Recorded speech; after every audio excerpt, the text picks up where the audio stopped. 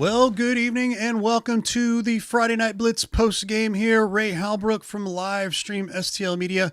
Hope everybody was somewhat dry. I know most were not, but it is part of being out at football nights, and Friday Night Lights continues here as we are just opening things up, and I already have coaches jumping on the lines here. I have Coach Brett Roth. Man, I appreciate you popping in here, Coach Roth. How are you?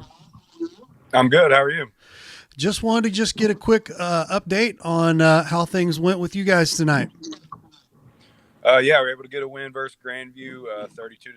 So, it was pretty sloppy out there tonight, but we were able to figure things out and come away with a good W and go to 4-1.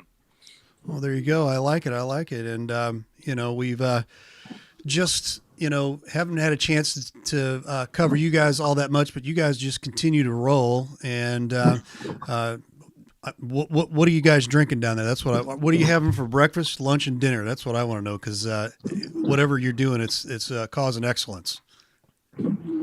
Yeah, we got a lot of returning starters. So, I don't know that we're doing anything different necessarily. Just, me as a coach getting more comfortable with our system and our guys being familiar with our system and, hitting the weight room in the off season and just, doing the same thing everybody else is doing. Just got a good group of kids, man, that are willing to work hard and work well together. So, things are going good right now, but we got to, obviously, like anybody else, there's things always to fix, and we got to keep improving as well.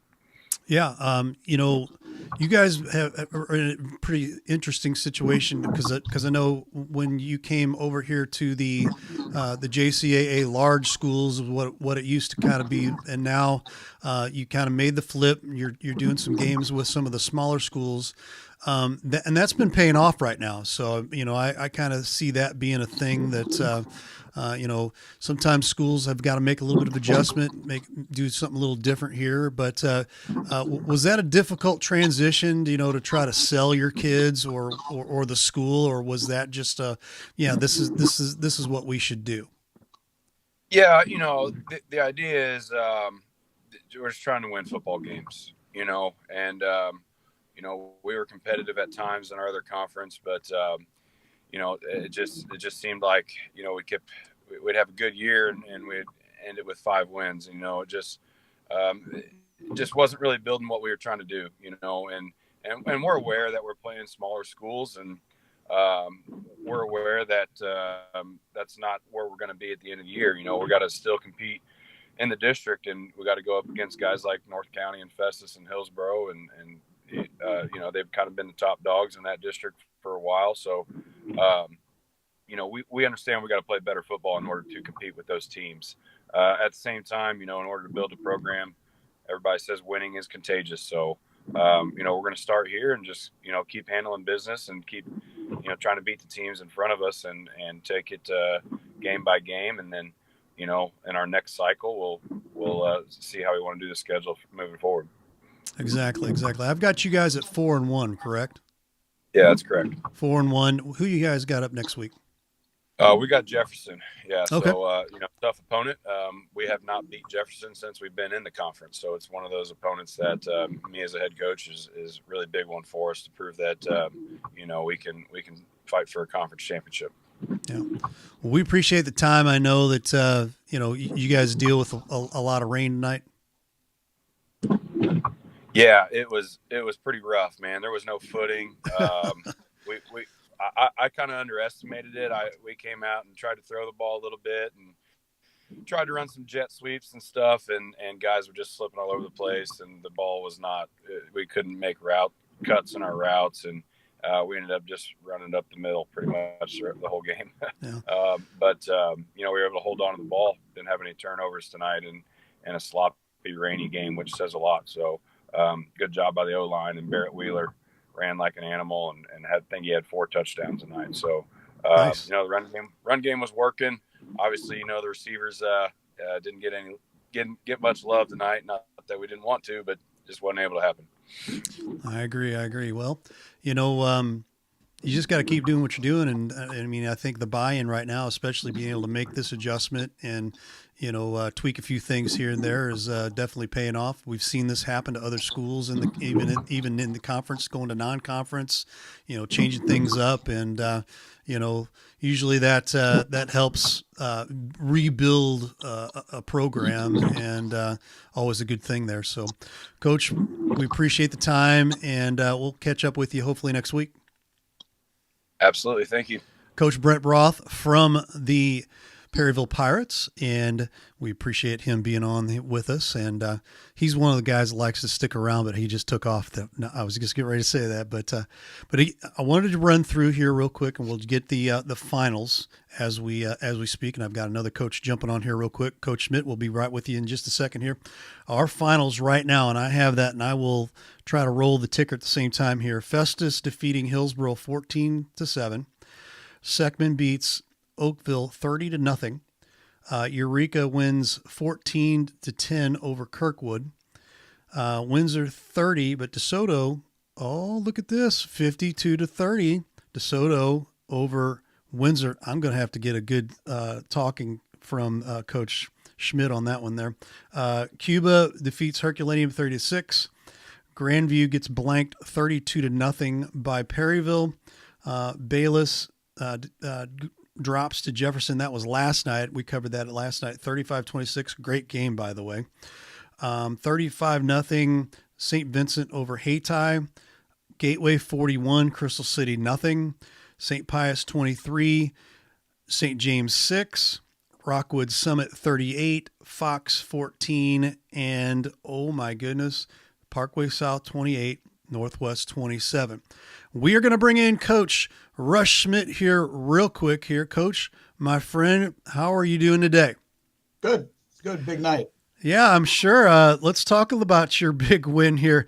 Not very rarely, even a Coach Russ Schmidt, when he coached over there at Festus, pulled up 52 points. So I got to hear all about these 52 points here. So I'm just going to give you the floor. Well, it was a battle in the first half.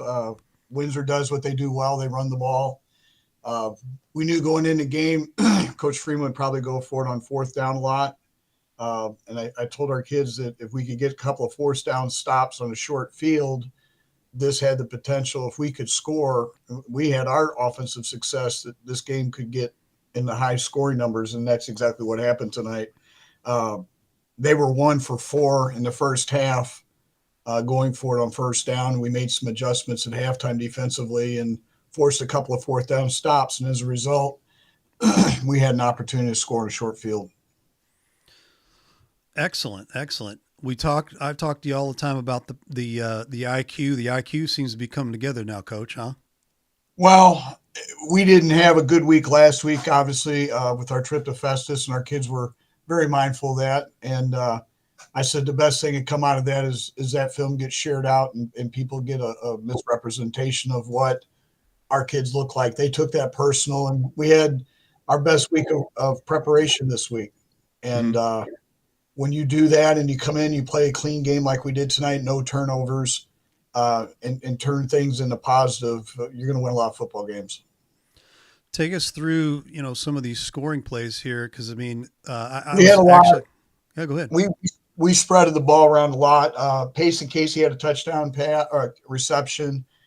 Brent Drummond had a touchdown run. Connor Siebert had a couple of touchdown runs. Eli Tebow, I believe, had 3 tonight. Great. Our fullback, he had a big night for us.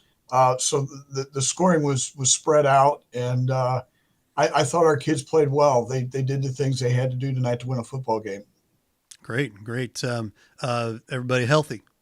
Everybody's healthy. That's been our – and a couple of things I said after the game, our staff is starting to come together.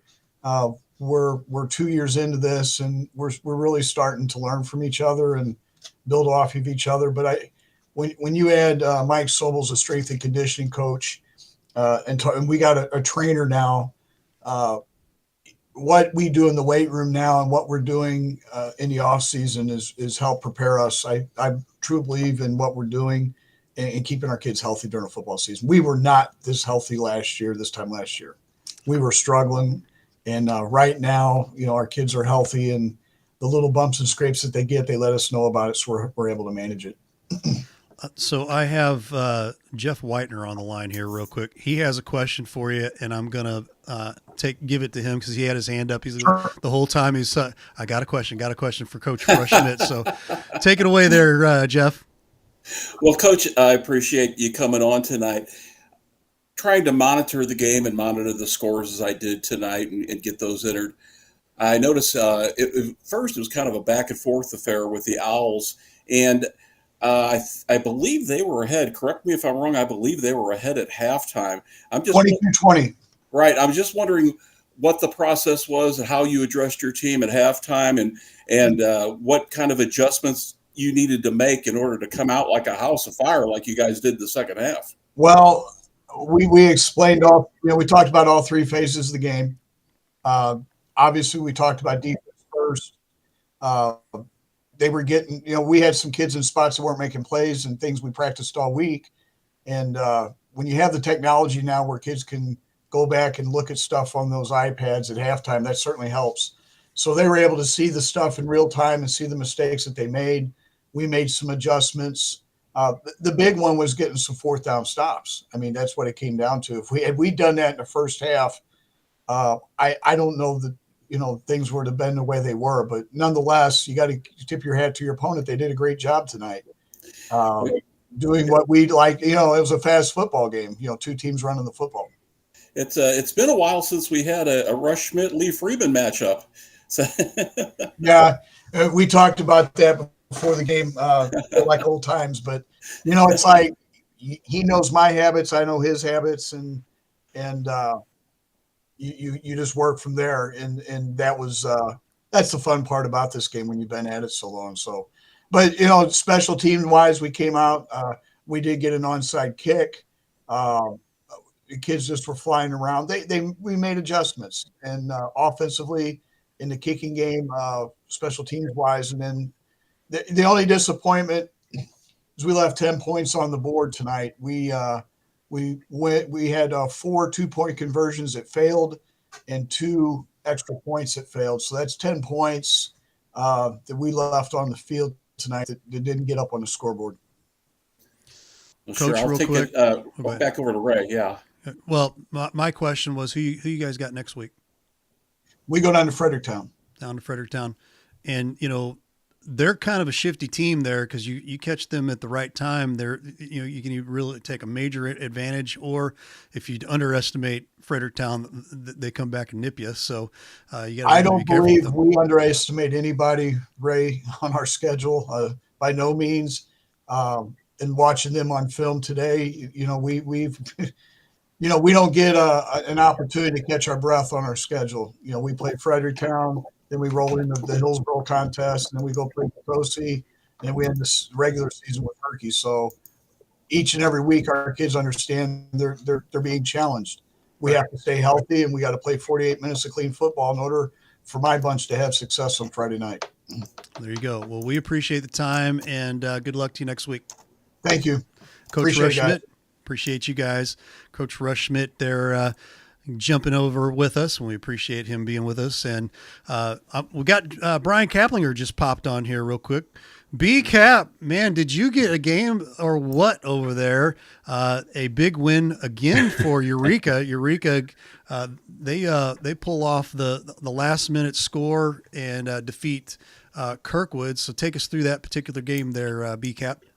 Yeah, I mean, exciting game all around. It was scoreless after the first half, but the reality was it wasn't because there weren't plays happening, action. I mean, Eureka stuck with what has kind of gotten them there to this point, gotten them undefeated as far as they're going to trust Kodak and then throw with Hobelman occasionally.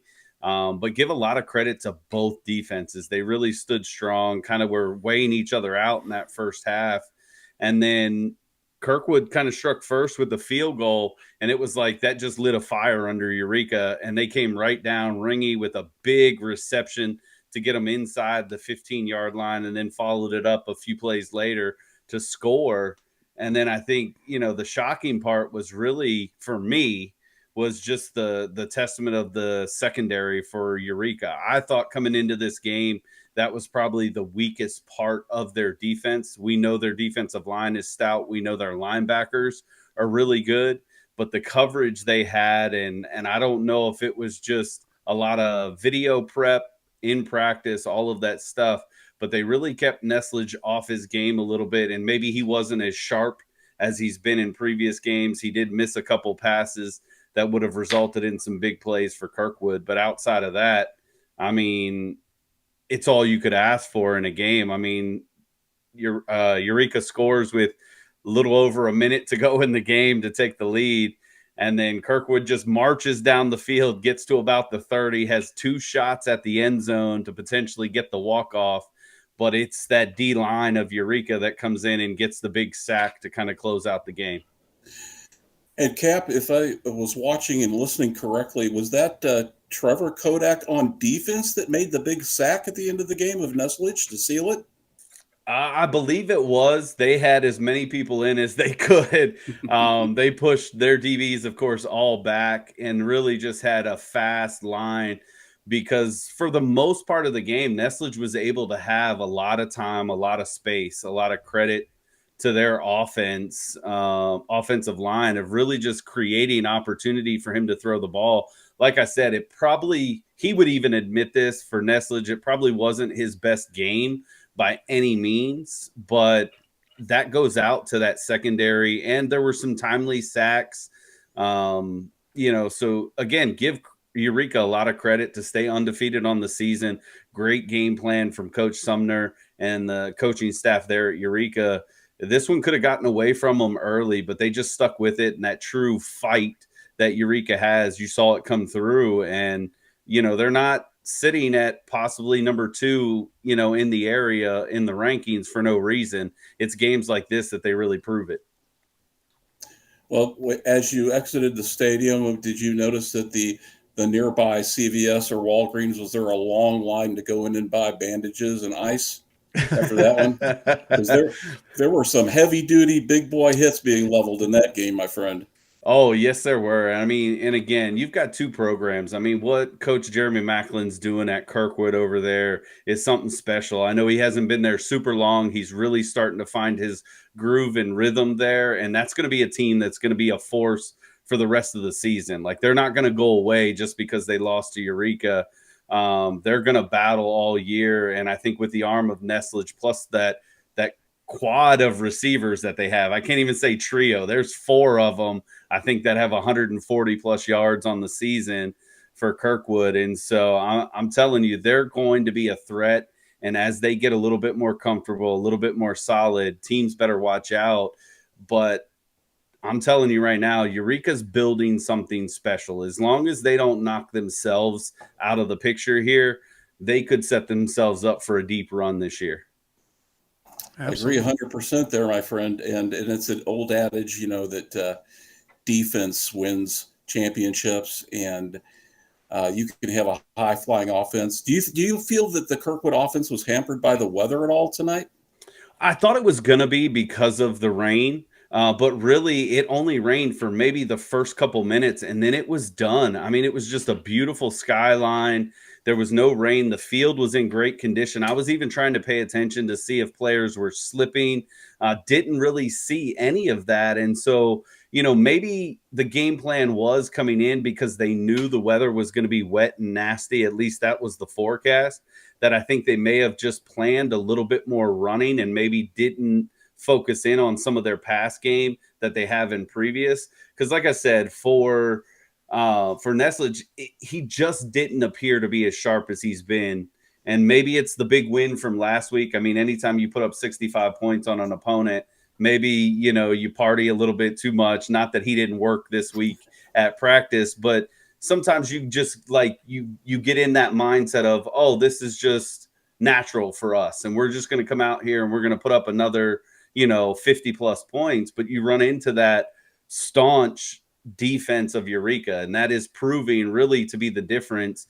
And then when you got a bell cow like Kodak, who, even though he didn't have probably a big game, he gets those tough yards, he keeps moving forward, and he always somehow falls forward. I don't know how he does it. I mean, it's his big frame, but he always falls forward. Very seldomly does he get hit in the backfield. Well, and he always makes you feel it when you have to tackle him and stop. You know what I mean? And that wears on a defense after a while. So he has that type of style of game, that running game, where he can grind down a defense over the length of a game. Oh, 100%. And I mean, and again, like, it wasn't a big offensive game as far as points on the board for either team. But I'm telling you what, if you're a football fan, tonight's game was your game to watch. I mean, it was just D-line, O-lines going at each other, some big runs, some big plays. I mean, it had it all, even down to the wire of potentially walking it off in football style. Hey, Ray. Absolutely. Yes, sir. While we've got BCAP here, can we go through these scores, and I can go through them too at this end? I'd kind of like to get his opinion on some of these. Sure. I don't know that he's had a chance to really digest some of this since he was pretty intensely involved right there to the final snap. Absolutely. Lot of great games. A lot of great games. Festus, Hillsborough tonight. Festus goes into Hillsborough. Again, a very, very close, hard-hitting game. 14-7, Festus over Hillsborough. Your thought of that? Yeah, I'm a little surprised. I mean, Hillsborough's kind of stumbled out of the gates a little bit this year. I think, the rain shortened game at the very beginning of the season kind of messed them up a little bit. And they just haven't found that rhythm. But I haven't seen Festus live. But what I'm seeing of them is they're legit too. I mean, their run game and just the combination of a couple of players that they have is going to cause a lot of issues and a lot of headaches for coaching staffs for the remainder of the season. I would not want to try and wrangle up that running game on any level because you really don't know where it's ultimately coming from. I mean, obviously there's a couple players that stand out, but they've got a really good scheme going on. And I'll be interested to just kind of watch and see how Hillsborough kind of rebounds. They've got some maybe sneaky tough games ahead on their schedule that could really kind of, put a little damper on what was a really good, hopeful return to a season. Sure. I think Matt is joining us now, and I want to, obviously he was at the game, calling the game. I'd like to get his opinion on, but yeah, looking at their schedule and you look at their district, obviously a conference title is within reach now for the Tigers, a district title as well. And I'm sure that district title will have to go through Hillsborough again, one way or the other. This time they may have them at home, however. But after you get outside of that, boy, that Class 4 has just got some brutal competition, I'll tell you. Matty, what'd you think tonight, my friend? Well, I think for both teams, it can be summed up in one word, which is discipline. And I think if you ask Kaplinger, watching a number of his Eureka games, you watch the last couple weeks where we've done, even in the rain-shortened week 1 game that we did with Hillsborough MICDS, but you look at the last couple games, the North County game, this Festus game, the one word that just comes to my mind is discipline. Let's be honest. I mean, in this room, in this vicinity, it's stupid penalties, the mental mistakes, and they can't get out of their own way.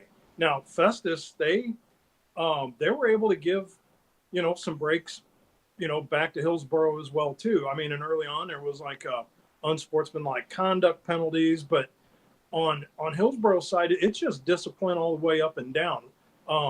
Was talking with Eli after the game and a couple people in the press box, and I was like, I can't remember the last time I've seen like 5 delay of game penalties in a ball game. And at like week 5 at the midway point, you shouldn't be having these issues where just things like simple clock management, throwing passes into 2, triple coverage. Again, that stuff you might see week 1 and works itself out. You shouldn't be seeing it halfway through the season. And again, you're right, Jeff, with the schedule they have. Hillsborough's got some tough sledding from here on out. But to Kaplinger's question he kind of had before you brought me in, Festus is legit. And They gang tackle, they wrap up, they're deep at every spot. They don't have the injuries like Hillsborough has, and again, not an excuse, but it's just a fact. As during the game tonight, they started off the season, they had to move Bacher from left tackle. He's now their center, and they've lost 2 more linemen along the way. So now, a program like Hillsborough, yeah, should they be deep? Yes. But, when you're having to rely on, sophomore inexperience, that's where you're at right now. And again, not to make an excuse, that's just a simple fact. They're, playing the shuffle game with linemen now that I think Boyer's gone down again. So again, as I said earlier, nobody's going to be sending sympathy cards to Hillsborough anytime soon. It's just going to have to be, again, the coaching and the discipline, because as I say, discipline goes back to your choices. I mean, you've been given a play, but it's your discipline that are you going to throw into triple coverage? Are you just going to hit the check down receiver? Do you remember what the snap count is? Because now you just got a false start penalty. Do you know how much time's left on the play clock? Because now you've had your 3rd delay of game penalty. I mean, all this wraps up, and I still say just goes back to overall discipline. Exactly. And I have a thought on that, on athletes and trying to do too much, but I know we've got Coach Sims on the line. Yes, we do. Right. Right. You want to go ahead and get Coach Sims in here real quick? Absolutely. We'll get him on here real quick. Coach Sims from the Crystal City Hornets. Coach, how you doing today? Well, I'm doing all right. We let one slip away tonight. Yeah, I had one slip away. 41-0 loss to Gateway. Unfortunate game there. Take us through the game and let us know kind of what happened. We gave up some big plays early, and to start the morning off, we had one of our running backs. He was not feeling well, and he ended up not being able to come with us tonight. So we had to move some guys around. We got some guys that, some playing time that were in spots that necessarily they hadn't been practicing and whatnot. So, that's a good ball club over there at Gateway, and our schedule is, class 4, class 4, class 4. We feel like we can hang with everyone, and we just kind of let this one get away from us tonight.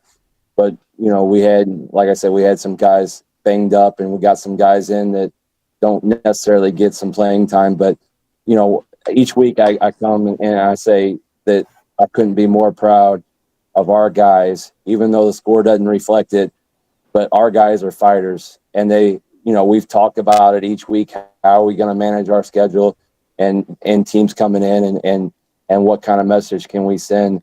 And I'm telling you, this group of young men that I'm working with, I couldn't be more proud of their effort that they give every night. And I know that the score hasn't reflected, and I know our season standing hasn't reflected, but we feel like we're in a good spot. We'll see when the district seedings come out for this week, but we still feel like that we can make a run in the postseason if we stay healthy and do what we know that we can do. Let's talk about the health right now. A lot of folks were concerned about the low numbers turnout, but you guys are still seems to be like, other than the sickness that you were telling us about here earlier, that you guys have stayed fairly healthy. Yeah, absolutely. And once again, our players that we have, these are some of the toughest young men that I've been around in my 10 years of coaching. I couldn't be more proud of the effort that they give. And you can't get these guys off the field. They know that, one, that we do have low numbers, but they're going to give everything they got until they can't. And that's something special to watch. And I know, like I said, they haven't been rewarded as far as the schedule is concerned, and our record more so. But you know what? We go in each week. We talk about the opponents coming in, and we get good ball clubs coming in each and every week. And I think that's only going to help us, reach our potential when we get into the districts. But I couldn't be more proud of the group. Like I said, I know we have some injuries. We had, like I said, one of our backfield guys, he just didn't feel good tonight. And I don't know what's going around. I don't know if other teams are dealing with it, but we've had some players on and off But for the most part, here we go again. You know, we're the next man up, and you know we might be small in numbers, but we find a way to continue to be able to play Crystal City football each week. And I couldn't be more proud of our effort that we get from our kids. There you go. There you go. I've got a panel of other announcers that are with us here. Any of our announcers want to give a question here to Coach Sims? Esteemed experts. Esteemed experts. There you go. I'm going to give it over here to Jeff Whitener. Well, I just want to echo Coach's sentiments and watching the Crystal City kids for years, kids that come from out of that school because of what they've gone through. They are a resilient bunch. They're a tough bunch.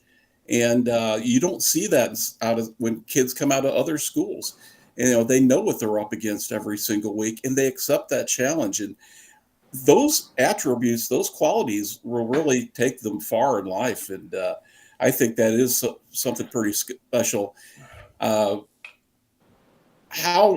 tonight did the Jaguars throw anything at you from an offensive standpoint that maybe you guys weren't prepared for, or did you have a good film on them to know pretty much what they wanted to do?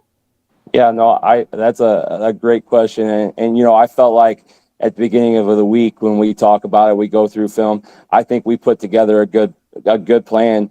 We just, for whatever reason, you know, sometimes you have games where it just doesn't work out in your favor.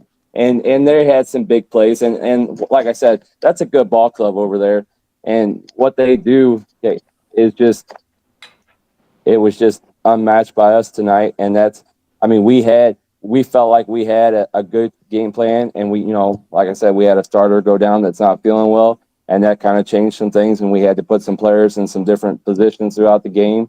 And, you know, hopefully, but I feel like that we had a good game plan. We just didn't quite execute the way we were hoping, but also, you know, the games fall the way they do sometimes.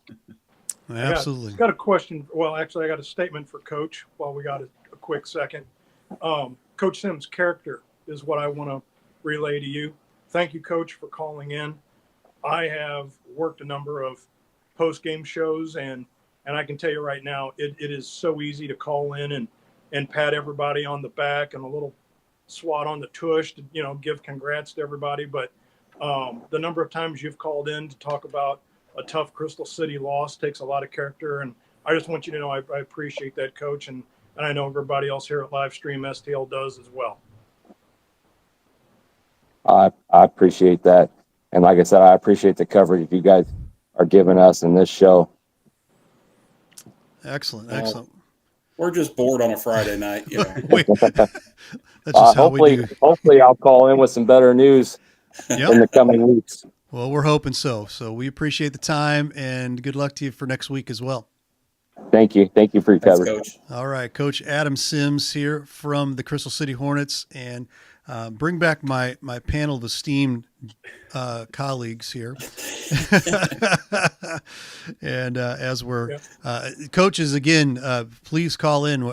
There are people on Facebook that are looking for a certain coach, and you know who you are. We covered you guys tonight, so it's they're really looking for Coach Ofadale. We did put the this is kind of what we do normally. We normally email out the coaches to remind them every Friday morning that, hey, we'd love to have you on. But then we also follow up here at the end after games are over with, just a reminder. We text them, we give them a link and a chance to come out. So, you know, most of these coaches are pretty good about it. You know, we have not had Coach Ofadale on yet for post game yet. So calling you out. It goes back to there's two things in life, right? Willingness and ability. There you go. You know, you've had the information, you've had the updates. Now, I mean, unless, you know, as we saw tonight, unless somebody else has your phone and you are physically like incapable of calling in, right?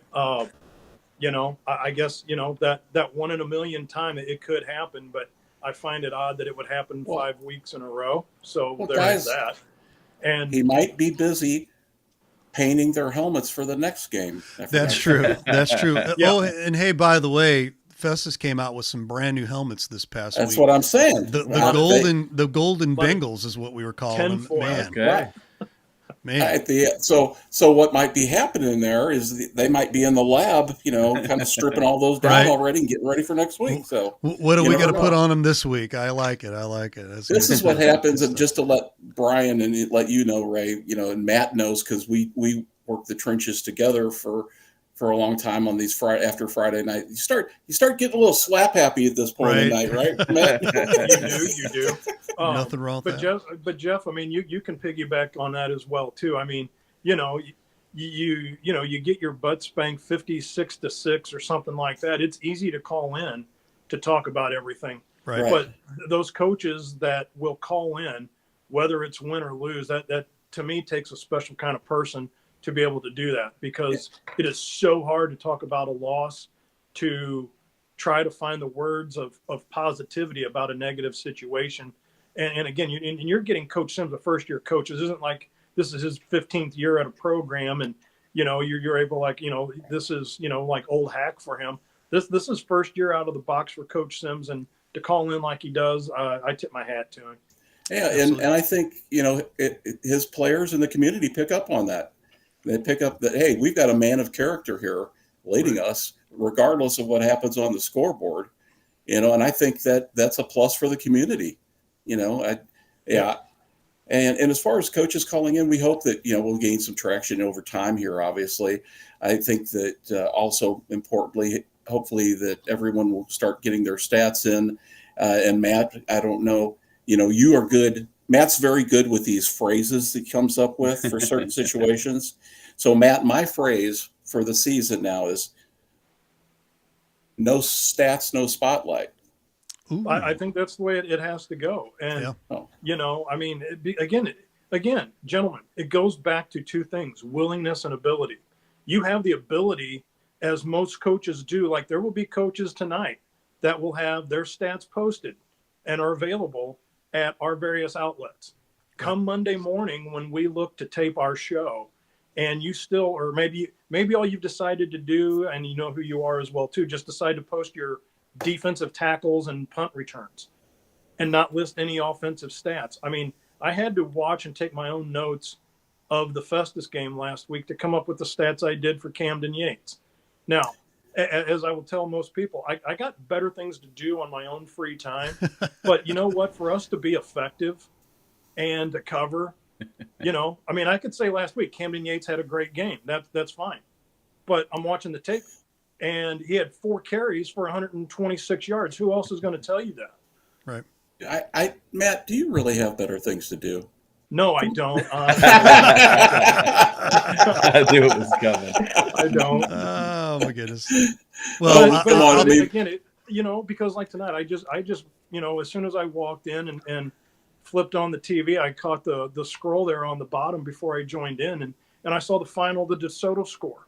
Yeah. And immediately I'm like, okay, I hope Coach Schmidt can get us some information. And I don't care whether he emails you, Ray, puts it online, whatever. But last time I saw, Windsor was up 26-22.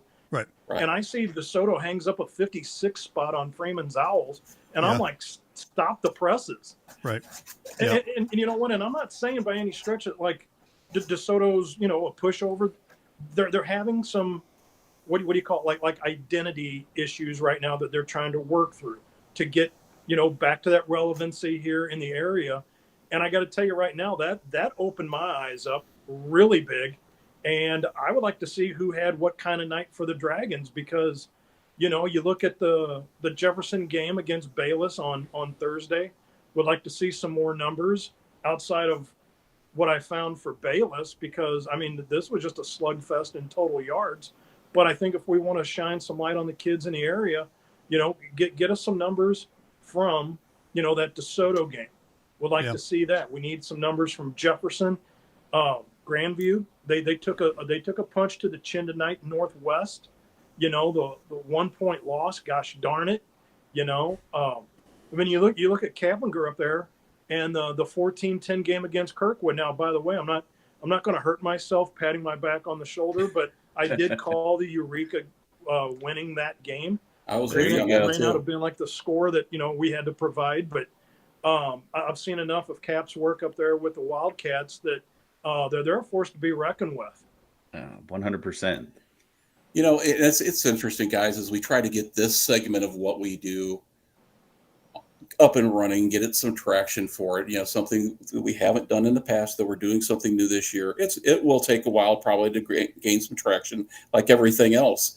But the only reason that we're sitting around here doing this after this night, and all of us want to go to bed or have a nice cold beverage and something to snack on and flip on the TV or whatever, we're doing this instead is because we want to shine a light on the kids. This, Yep. you know, this show isn't sponsored. This isn't making any revenue here. There's no revenue stream with this. This is all about us wanting to just give back to the community by shining a light on these athletes and coaches and anybody else involved with these teams. I do have a question for what I was going to talk about before Coach Sims came on, and I wanted to ask our esteemed panel here. You see guys, you see athletes, a lot of times they're quarterbacks and they're great athletes, that if they get down and they're having a situation where they're playing against a great defense, they might be down, all of a sudden they start to rely on their natural athletic ability more than their IQ of the game. In other words, they try to overcome something. Maybe they try to put too much on their shoulders, try to do too much, and maybe we see that in guys throwing into double, triple coverage, Matt, making some decisions, holding on to the ball too long, trying to create too much, and then maybe coughing the ball up. And I think that's a hard lesson learned for these 16, 17, 18-year-old kids. But I see that in a lot of sports, and I kind of witnessed that a couple times this week and in the games tonight. I just kind of wanted to get your guys' opinions on that. Don't all jump at once. I'll let Kaplinger take the reins on that one first. I was going to say, I'm just going to make sure I didn't want to overstep there and cut somebody off. No, I mean, Jeff, I mean, you're right. I mean, you talk about just really the idea that these are young athletes. They're learning the game. It's coming at them quick. And especially at some of the higher levels in the schools that you're playing at, when you talk about Eureka and Kirkwood, I think Kirkwood has an advantage. Obviously, their coach has some high level experience, you can say, at understanding the game. But what happens is you make a bad play, or you just don't trust what you've been taught to see and view. That IQ is probably the hardest thing to pick up on the football field, because for most of these guys, you're the best athlete on the field. And so usually if you're playing in rec leagues, summer leagues, even in the lower levels before you got to high school, you could just make up for a lot of differences, a lot of mistakes, just by simply taking off and running. And now you can't do that because these other guys are just as quick. And so they do try and compensate and start to throw the ball. I mean, I saw it in our game tonight a couple times. It was standing in the pocket, not trusting the read, not trusting the break of the wide receiver, or not just trusting what you see. And then by the time you make a choice to throw it, it's thrown into double coverage because you allow the defense to bait you into that throw.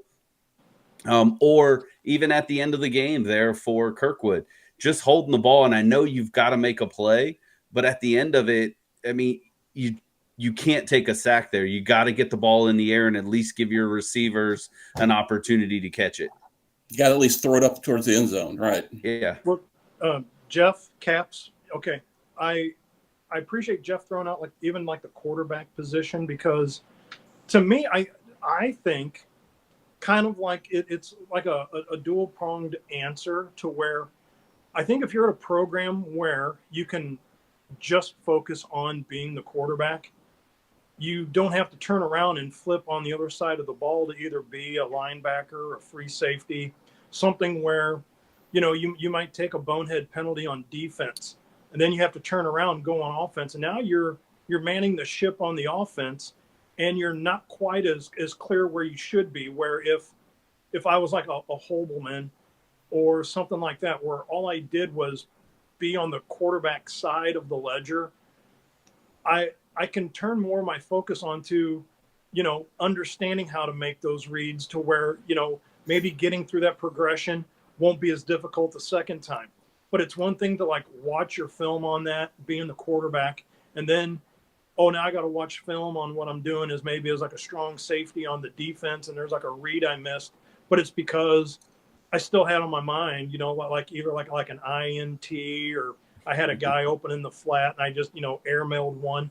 That I think when you're playing both sides of the ball as a quarterback, there's so many things that you've got going on that, to me, I don't think it takes as much to get off focus. And I look at whenever I was playing on both sides of the ball, I mean, if it was something like an offsides penalty or something where I got called on like a hard snap count, that, I can correct it, but it didn't really bother me or affect me to where I wasn't in charge of calling plays and, how many check down receivers and whatnot do I have to go through? I just had to remember, hey, idiot, the snap counts on 2, not 1. Or looking over the ball that, don't get fooled by the hard count. If the ball moves, that's when you react.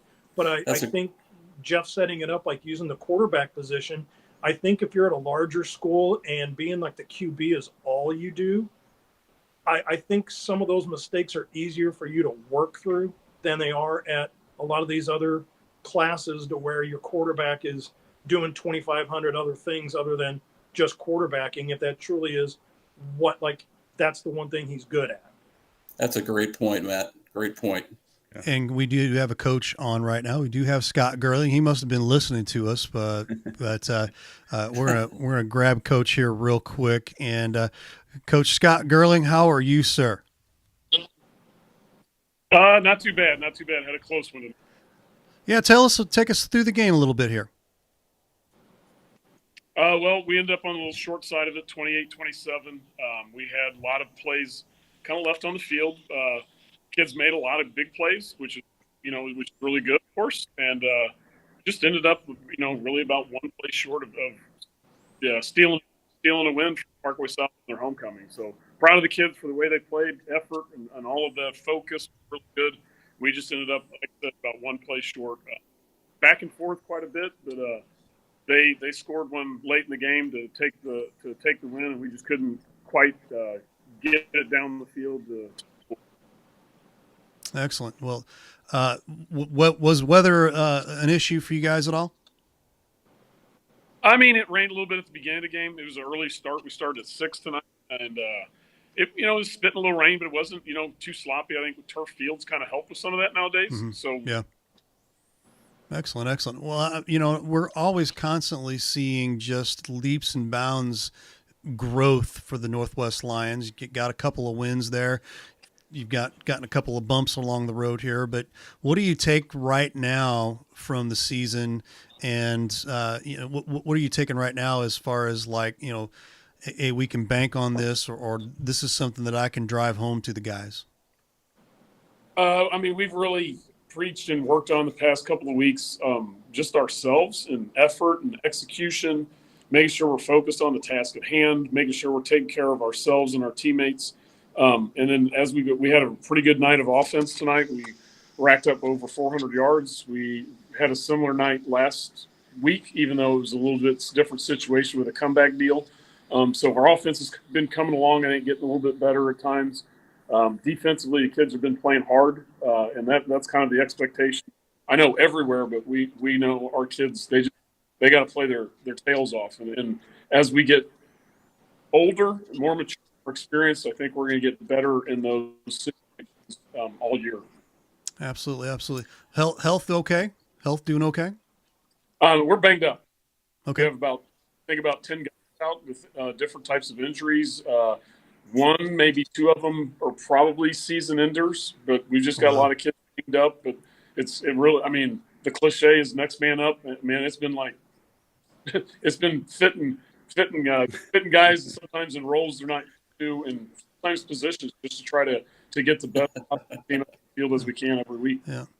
Digs into the depth a little bit, doesn't it?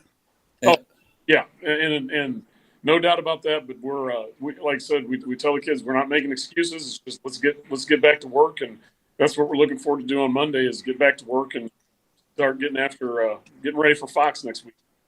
There you go. There you go. Well, we appreciate you stepping in, checking up with us. We haven't seen you in a 3 weeks, so we wanted to see how things are going over there at Northwest. But thanks again for being with us. Oh, absolutely. Thank you guys for all you do. Scott Gerling there from the Northwest Lions, and I'm going to jump over here right away to Coach Matt Atlee. Jumping in, big win last night. We were able to come over and cover the Jefferson Blue Jays, their win over the Bayless Broncos. And let's give you a minute here to just recap last night's game, Coach. Yeah, I mean, it was obviously an interesting scenario playing on a Thursday. Changes things up a little bit for what we're used to. But I think our kids were able to adapt a little bit. Just dealing with some of the adversity that comes with that. And, we have some injuries that are going around, but I thought our kids battled back. We got to give credit to Bayless. They came out and they did some things that I don't think our kids are really ready for. And, I know they got a running back over there who's pretty dang good, and he ran all over us a little bit. So it's always good when you get tested a little bit, to able to come out on top. I know I've got your PA guy sitting in the wings on this question, but I know late in the third quarter, early fourth quarter, things started getting pretty dicey, and I see Jeff Whitener a little worried about things. But you had a couple of times where a couple of great breaks late that caused you guys to it shot them in the foot, but it also springboarded you guys to open up a little bigger of a lead. So how are you feeling at that point when things were within a score? You don't really have that much time to feel anything. Like you got to go. That's all there is to it. You got to keep coaching. You can't really just sit there and dwell on things, because you got kids who are looking at you, and you got to coach a game. And so we just continue to do our thing. We relied on really the stuff that got us to where we were at. Kind of went back to running some of our power run game, and it helped. Our hoggies up front really got after it, and we were able to have some really big runs there in the second half, up the middle and to the outside, that really kind of put it out of reach for them. Excellent. I'm going to give this question for Jeff. Well, Ray, I've got lots of questions for Coach Atlee all the time, and he's very patient with me, so I appreciate that. But the one thing that stuck out with me, Coach, number 9 did his thing. Number 3 did his thing, Frisk and Weiss. I thought the line play was very good at times and good at other times, above average, all things considered. Your guys, your starters, they normally did your thing, but I want to talk about a little bit some of the guys that that I don't get to call their numbers a lot, that I did last night in that game. Guys that I thought made a difference. There was a couple times that Noah Beeler, having to step up and go to that safety position with Carson Hafner being injured. The young man, boy, talk about thrown into the fire last night. And there were a couple of times where he had the running back from Bayless, Marvin Jones, there by a shoestring. Otherwise, that score, he probably prevented at least 2 touchdowns from where I saw last night. I thought Logan Van Dieven had a big game for you. Green, I thought, played well in the secondary. Talk a little bit about your secondary, because to me, some of those parts were a little inexperienced coming into this game, and I thought overall they battled pretty well for you. Yeah, well, our secondary has been kind of the most inexperienced part of our team. Even you throw Carson in there. Carson started at corner last year. And he was a backup safety, but then he got hurt week 2, so he wasn't even able to be the backup safety when Nate Breeze went out. So, our DBs have always kind of been green this year. And, then you got Gavin Green, who stepped in and kind of filled a void for us. And, Nathan Eddington has been getting some reps, and he's been doing a pretty good job for us. And Van Dieven had a great job on the defensive side. Noah had a pick with that club, and I told him if he got an interception, I'd buy him a candy bar or a couple candy bars. And, I had to hear about that today, and I got to go shopping this. But they all stepped up, played pretty well. Our secondary, I think, really saved us a lot of times. We have to do a better job with our in the box defenders, because I know that's something that we really struggled with on Friday, and this kind of showed at times this year. At other times, we've done a pretty nice job with it. But that's kind of where the focus has to be on cleaning that up. But when you got injuries, like, everyone's got them, so it's not an excuse. And I tell the kids, I'm like, just because one person gets injured or two people get injured, you can't let the season just go down the drain because of that. People have to step in. They have to figure out how they're going to fit into our system, and we got to be better. We got to continue to improve. Well, and go ahead, Coach. Oh, I was just going to follow up on that. Kinch and Botkin filling in on offense once Crater went down when the ankle got too much for him at that point. I thought those guys both chipped in too and had some pretty significant plays. Yeah, I mean, Kinch has now been rolling in for about 3 weeks, so I don't really consider him new anymore.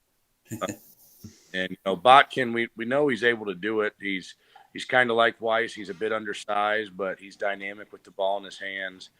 We just have to we got to continue to work on the blocking aspect of things, because he doesn't always, with his stature, he has to play with great effort. He doesn't always get the best blocks out there, so he knows that's one of the things he has to continue to improve upon, and we know as a staff that's the one thing that's keeping him from being a very solid player for us.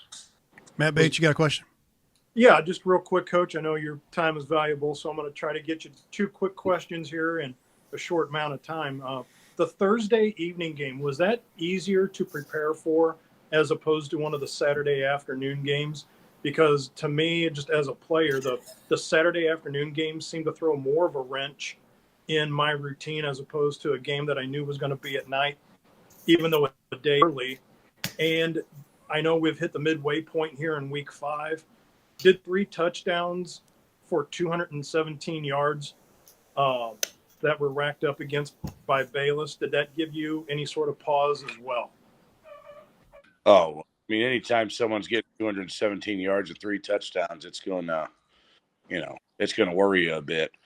But, again, you got to give credit to them. That running back is a heck of a player. That quarterback's a heck of a player.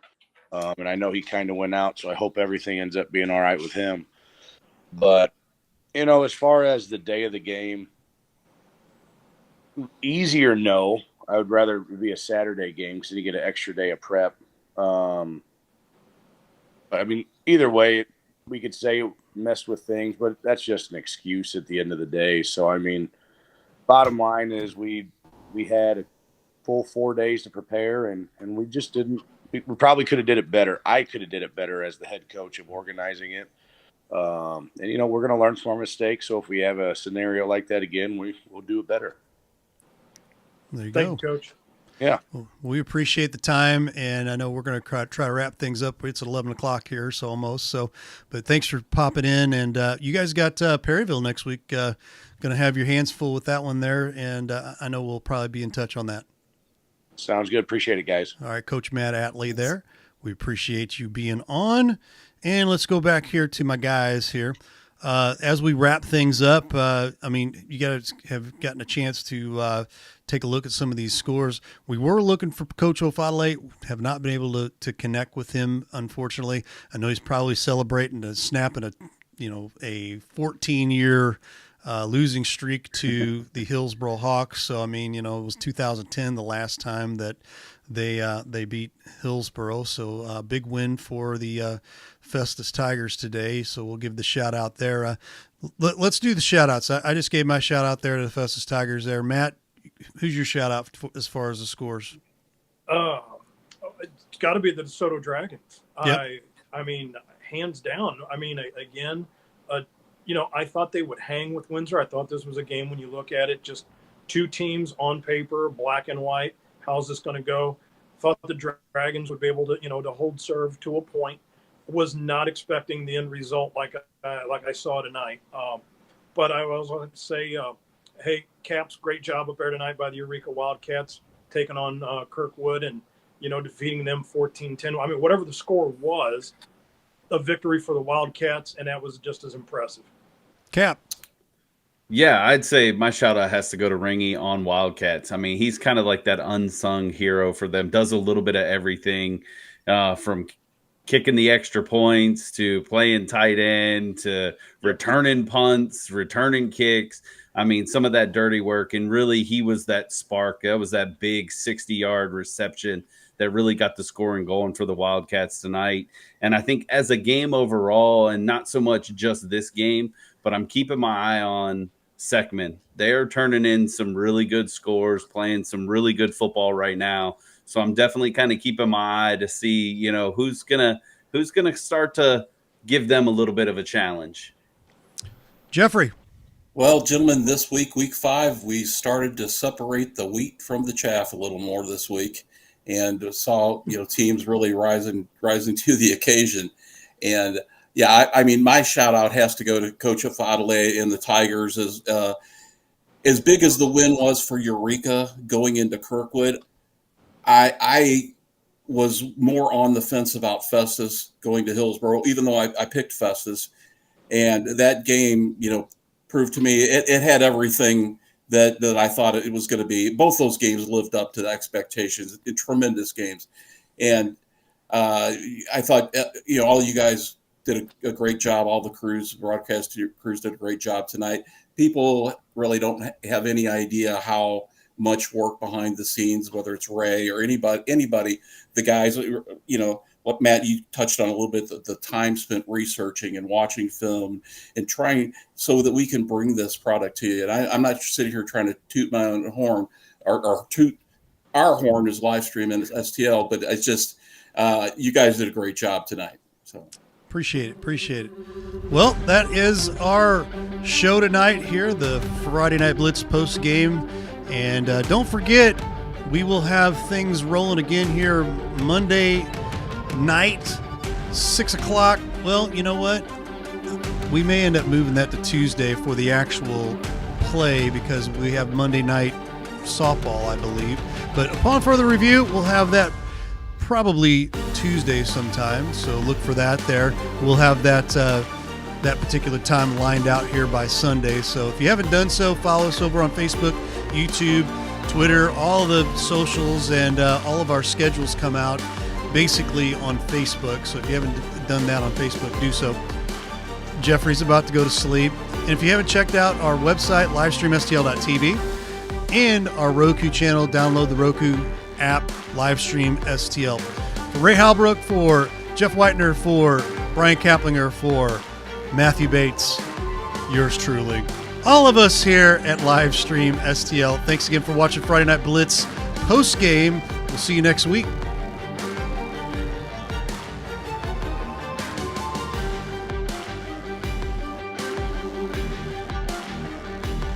Thanks for watching today's broadcast. Any unauthorized use of this broadcast without the express written consent of Livestream STL is strictly prohibited.